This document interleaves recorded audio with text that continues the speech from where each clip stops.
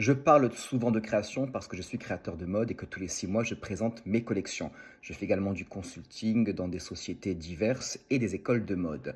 Je suis extrêmement positif. De ce fait, je parle de mon métier avec passion parce que c'est ma passion et parce que j'aime ce métier. Mais il ne faut pas oublier aussi qu'il y a des moments de grande solitude dans sa tête, des moments où on n'a pas d'idée. C'est-à-dire que lorsqu'on termine une collection, on doit avant de la terminer, démarrer la prochaine collection. C'est comme ça que ça se passe. La mode est une industrie.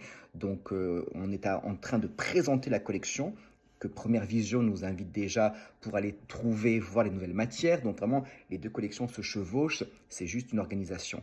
Mais il arrive parfois qu'on se retrouve devant la page blanche, c'est-à-dire qu'est-ce que je vais pouvoir raconter cette saison. Ce n'est pas évident, il faut trouver, chercher une histoire à raconter qui va suivre notre processus créatif. Alors c'est vrai que ce n'est pas évident. Moi, je sais que parfois, lorsque ça m'arrive, je me mets face à mon mur d'inspiration, évidemment, mais je regarde mes anciennes collections et parfois j'y trouve des idées que je pourrais développer, que je pourrais pousser, améliorer. Parfois, je ne trouve rien, parfois, rien ne me touche. Donc, la mode, la création, il y a aussi les doutes qui font partie de ce que nous sommes, des doutes où on se remet constamment en question, on redémarre à zéro, c'est ce qu'on fait. Et parfois, donc, on se met à dessiner. Moi, je me mets à dessiner mes anciennes silhouettes de manière à mettre un petit peu le moteur en marche et dégourdir la main.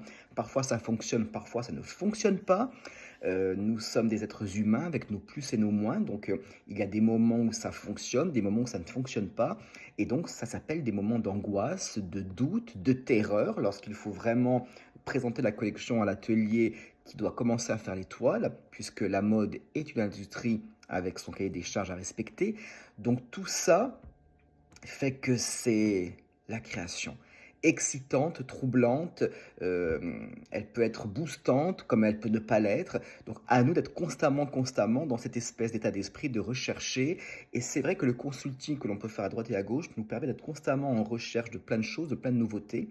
Et de ce fait, peut-être que le moteur est toujours en activité, parfois il faut aussi le reposer.